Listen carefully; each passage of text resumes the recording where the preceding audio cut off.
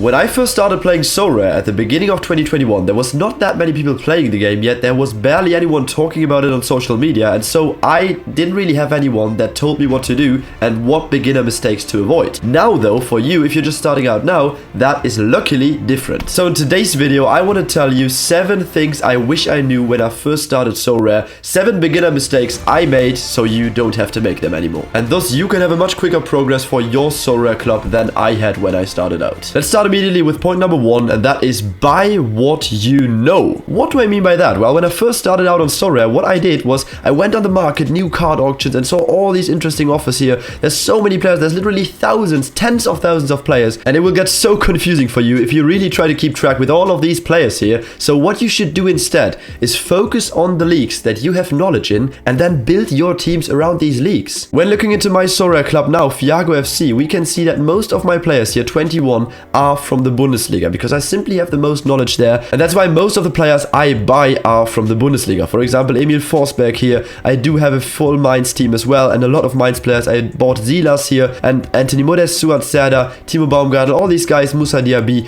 I simply watch this league the most by far, and that's why most of the guys I buy are from there, because I think I have a pretty solid judgment there as to who is undervalued maybe, who will keep performing better and better, and who might rise in price, which I simply don't have for other leagues. My point is that SoRare prices are of course decided by how well the player scores, and everyone can see that in the score without even watching the player in real life, but the prices are also based on people's future predictions, how good a player can still become, especially for young talents. And for that, it's simply a massive upside if you have actual knowledge about the league, the team and the player, because you'll be among the first to notice when a young talent plays a great game. You can be the first to pick up these guys at low prices if you watch them yourself. So it makes way more sense to only go for, let's say, a handful of leagues and ignore all the rest. I know it can be hard, but just ignore all the rest. But trust me, it doesn't really make sense to go for players from every single league, even if you have no idea if they're any good or bad. For example, a few weeks ago, prices in the J League from Japan and the K League from South Korea were very, very low because the leagues had just ended. It was really a great opportunity to pick up these players and build Asian teams, but I stayed away from it. Why? Because I simply don't have the necessary knowledge in these 2 leagues. Point number 2 is connected to that and very important as well for research. Before you buy a player, please always use SorareData. That's a free platform where you can scout players and get every single stat you need about the prices, scoring, everything about a certain player, things you just can't see on the SoRare website itself. Trust me, you're saving yourselves a lot of pain and money there. Let's take a really extreme example. We go on SoRare and we want to buy Roman Bürki, former goalie of Dortmund. Now he's only 3rd goalie. We want to buy this guy. We check rare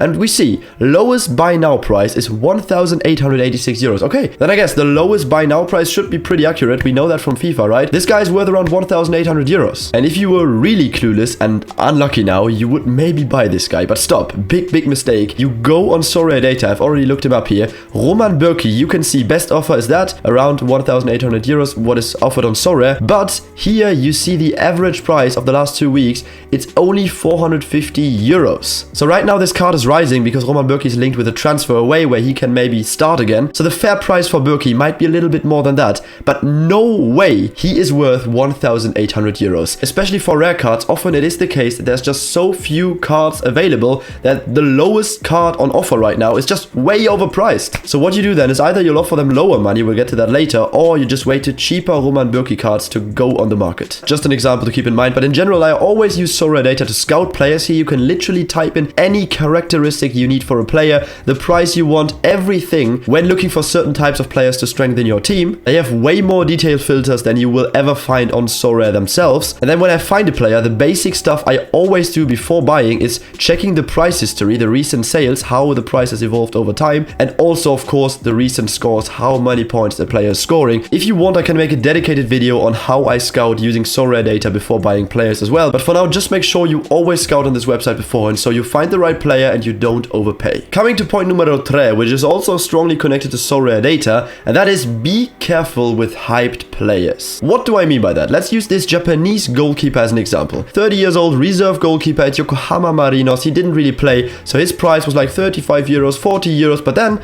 all of a sudden at the end of this year and start of January, boom! 300 euros. From 30 or 40, 50 to 300 euros. What happened? This guy is transferring for the new season to a weaker J-League team where he will most likely start as a goalie, so he will be valuable on the game. Does it make sense to buy this player now for 300 euros when he was worth like 30 a few weeks ago? No, absolutely not. I mean, there might be cases when this thing happens and you think, wow, this guy will rise even more to 600, 700, 800 euros, but chances are he's not going to do that. Congratulations to all the people who bought him here. You made a 10x profit. Very well done. But right now, I would never buy this card. The smart people are those selling this card right now. And I've made this mistake before. I didn't check prices on SoRareData and I was just like, oh, this guy is pretty good.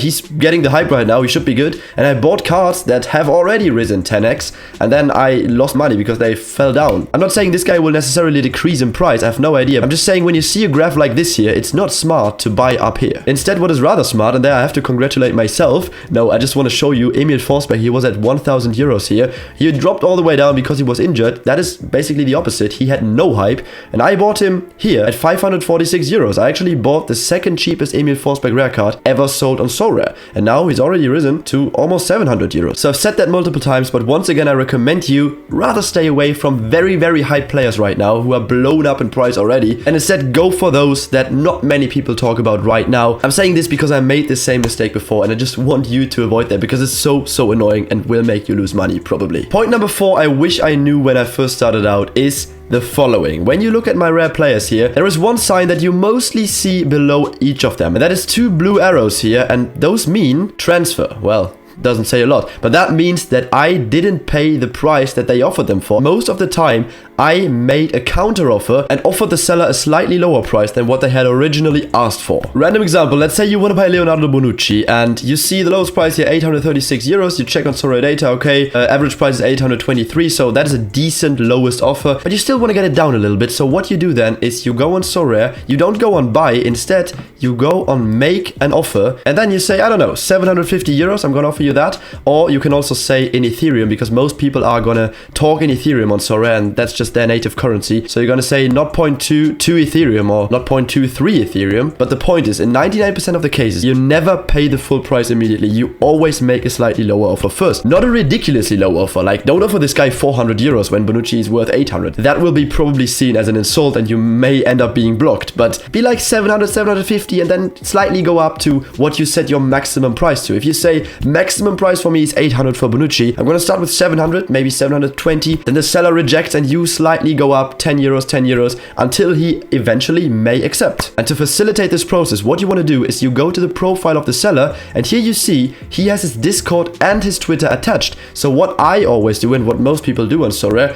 you go on Discord, you add him up and you message him on Discord and you be like, oh, how much do you want for your Bonucci? I really like him. I offer this much, and that way it will be way easier for you and him to communicate and find a good price that both of you will agree on. You can also do that on Twitter, of course, but adding him up on any social platform there that he has attached will make it way easier for you to find a good price and to get your player. Point number 5 might be a funny one to you, but it's really important, and that is set yourself a reminder on your phone or wherever you want to enter your teams for the weekly game weeks. Not kidding, I missed out on a few rewards because I simply forgot to enter my team. You go on play and there you see there's 2 game weeks per week, obviously, midweek and weekend, and the deadline to enter your teams for the midweek competition is on Tuesday, and for the weekend competition that is Friday. Central European time, both 12 p.m. Check what time it is in your local time zone. But I've set myself a reminder every Tuesday and Friday morning to send in my teams in case I hadn't done that yet, because believe me, it's such a pain in the ass. I would have won an amazing reward with my Mainz team the other week before Christmas. They won 4-0. I had a full Mainz team. I was so hyped and I realized,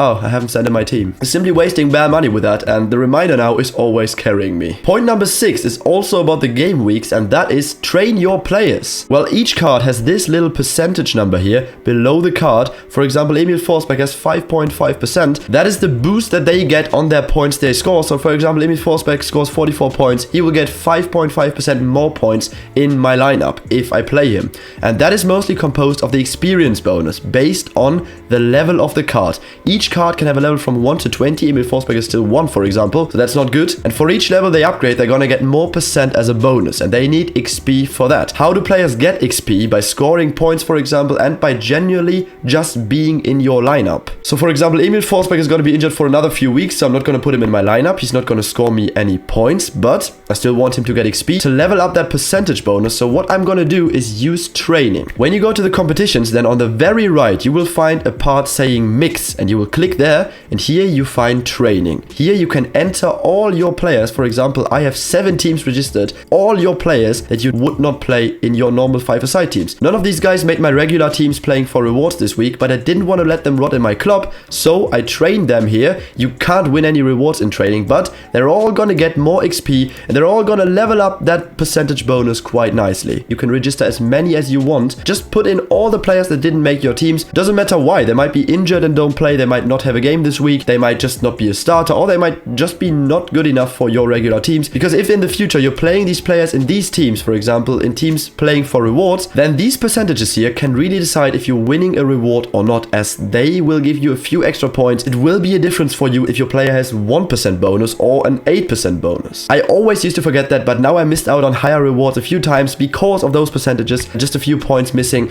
and now I'm doing this as well. And last but not least, point number 7 is use a referral link. If you're joining SoRare as a new player, then definitely don't just go on their website and sign up, but use someone's referral link to sign up, because you will get a free limited card if you do this. Once you buy 5 new players from the new auctions market, not the manager sales market. New auctions is where you have to bid on players. That's new players coming onto the market sold by SoRare. Once you buy 5 players there, it can literally be cards for, I don't know, 2 euros, 1 euro. That's literally very cheap cards there. Once you do that, then both you and the guy who referred you, whose referral link you used, you will both receive a free limited card gifted by SoRare. I've got a lot of these already. You see all those presents. Those are all cards that I got from your referrals. Thank you so much for using my link. Can be worth like 5 euros, can also be worth like 100 euro plus, so you can get lucky there. Anyway, it's free money and you don't want to waste that. You don't have to use mine, just make sure that you use someone's referral link. But if you do want to use mine, I will massively appreciate it. The link is in the description, sorare.com/r/Fiago, and I will maybe open the player that you get me in a video and hope you get a good one as well. And that will obviously help us on our road to 100,000 euros, the road to glory that we're doing in this game. Yo, that was it already. 7 things I wish I knew when I first started out SoRare. I didn't know those, now I know them. You can know them right from the beginning and avoid those mistakes that you will make when you don't know them. I hope I could help you out with this little video, especially if you're just starting out as a new manager. Good luck. I'm really enjoying this SoRare journey with you guys, and I guess we'll see each other in the next video. SoRare Fiago is out. Peace.